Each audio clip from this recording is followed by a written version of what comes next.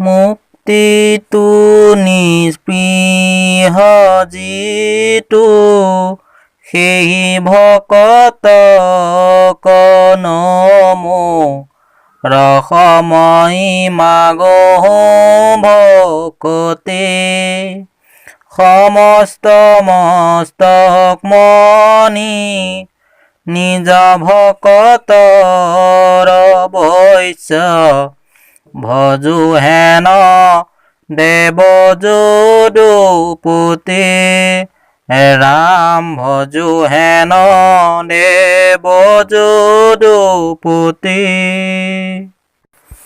যিজন ভকতে মুকুতিটো স্পৃহা শূন্য হৈ পৰমেশ্বৰক ভজনা কৰে সেই ভকতক মই নমস্কাৰ কৰোঁ।